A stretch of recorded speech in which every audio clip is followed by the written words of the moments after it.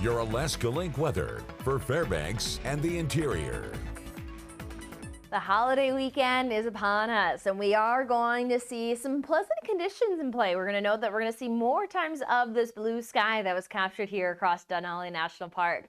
Now, what we will note is as we have some of that warm sunshine, what we are tracking here as our main concern over the weekend forecast is the storms being possible. And not only there being the possibility of some thunderstorms, which when we have thunderstorms, there is lightning, but we are noting that where those thunderstorms develop, they are slow moving, which can lead to very localized areas to exceed upwards of an inch of rainfall accumulation. So watching that, we have a very summer-like pattern here with the warm sunshine and those storms possible, where we watch our high temperatures reach for the 70s.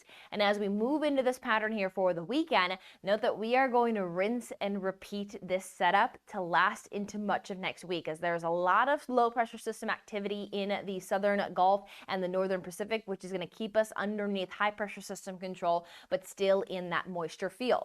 So for our Saturday here, we're looking at a morning low 46 and an afternoon high of 68. So looking to trend above those averages, not breaking a record, as record highs actually all the way almost to 90 degrees this time of the year, as we can get into this time of the year where that warmth can be abundant, but we haven't really seen any significant warm-ups. But we will note that we are warm enough to feel like the mid-summer, as we'll see that throughout the day there is that strong warming. You see that consistency of those climbing temperatures into the early afternoon.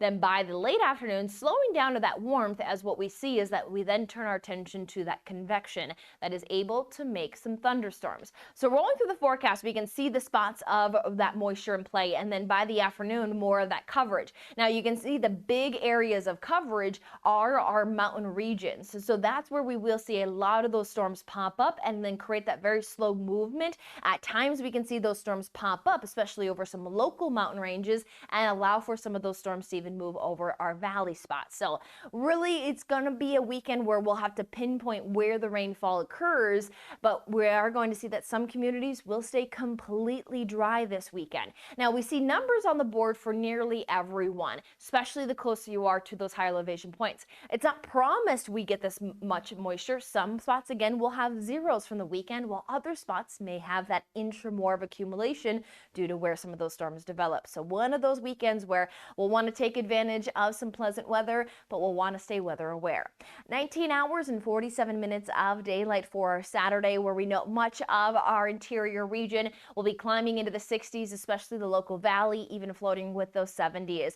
And as we move into not only the holiday weekend, but through much of next week, which is our final days of May, we will rinse and repeat that chance for some scattered showers, thunderstorms, and the mild temperatures.